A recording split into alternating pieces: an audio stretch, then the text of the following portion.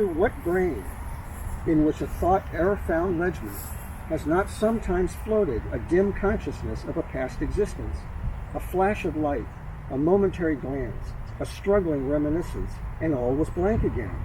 Sometimes it came to us in the strain of sweetest music. Sometimes it was awakened by a look, a word, a thought. Mostly in the dim hour of twilight, when the inward eye sees more clearly than amid the bustle of the world. Such glimpses of the past, such haunting, tantalizing visions have startled us. Visions quickly fading, and yet leaving a firm though unsatisfied impression. Boatswain Chip was ready to swear that what he did today he had done 1,000 years before. Most of us are not so sure. And yet, the thought has risen that we have lived other lives than this, and left them far behind us. We do not care to philosophize about it. We will indulge the vision. Other men have done so before us, and beautiful fancies have they fashioned therefrom. To the ancients, as to us, came such thoughts, and with their rich imaginations, they painted a glorious past in the history of man.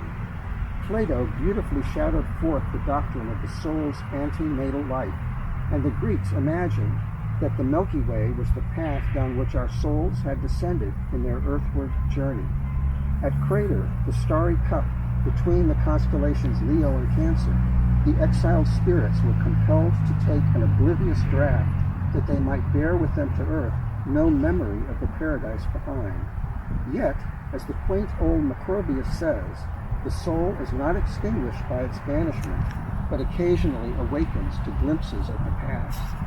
So too the Egyptians, in the secret recesses of their temples, were taught by their priests, quote, that men were spirits fallen from a brighter sphere, and that the reason they brought with them no reminiscence of that pre-existence was because one of the genii stood at the gate of human life with a Lethean cup in his hand, from which each son was compelled to take an oblivious draught, on recovering from which there flitted before it but dim, broken, and fragmentary visions of the past.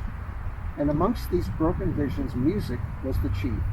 Thus the Hindu sage suggests that, quote, the sadness of men on seeing beautiful forms and listening to sweet melody arises from some faint remembrance of past joys and the traces of connections in a former state of existence.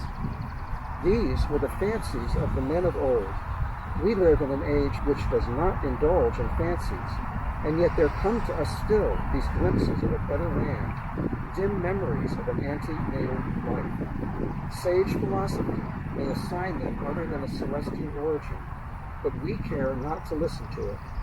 We will cherish the visions until the mysteries of life are laid open to us.